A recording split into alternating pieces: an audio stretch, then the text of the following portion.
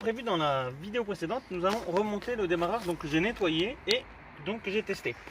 On va le remonter et non pas le démonter parce que malheureusement j'ai pas fait de vidéo à ce moment là, mais l'avantage c'est que du coup je sais là où j'ai galéré et je pourrais pouvoir vous le dire au remontage.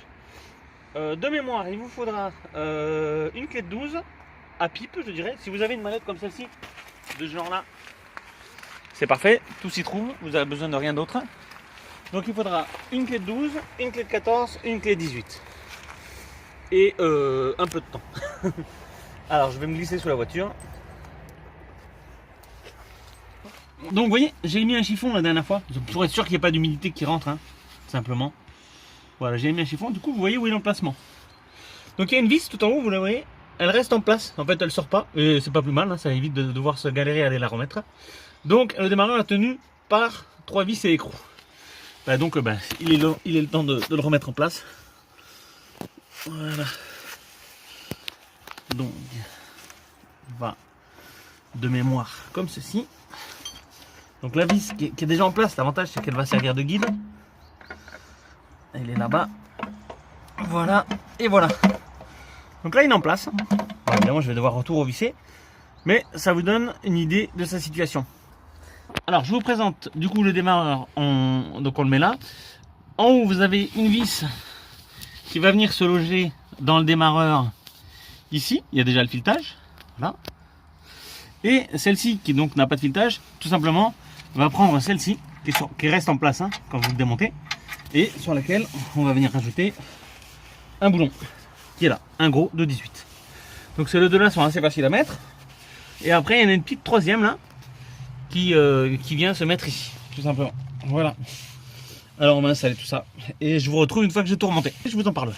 Donc là j'ai fini de remonter les 3 vis. Donc le démarreur il est en place.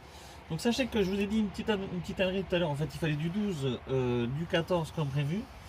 Et non pas du 18 mais de 17. Donc une 17 à douille parce que ici le cliquet va pouvoir passer. Et par contre de l'autre côté il faudrait une 17 plate ou au moins une bonne pince ou un tournevis pour faire le maintien. Voilà, donc je vais connecter ensuite la partie électrique, hein, tout simplement. C'est simple, hein, il y a ça à mettre là, un petit écrou.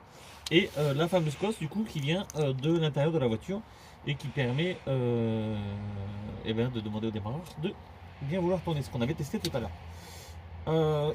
J'ai quand même une petite chose à dire, c'est qu'au démontage, j'ai été embêté par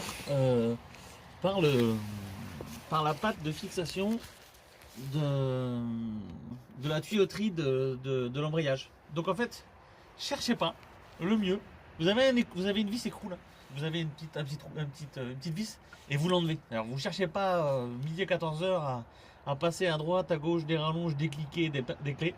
Vous l'enlevez et du coup ça vous donne assez de flexibilité pour pouvoir démonter l'écrou du haut ici, parce que la tuyauterie elle gêne. Voilà tout.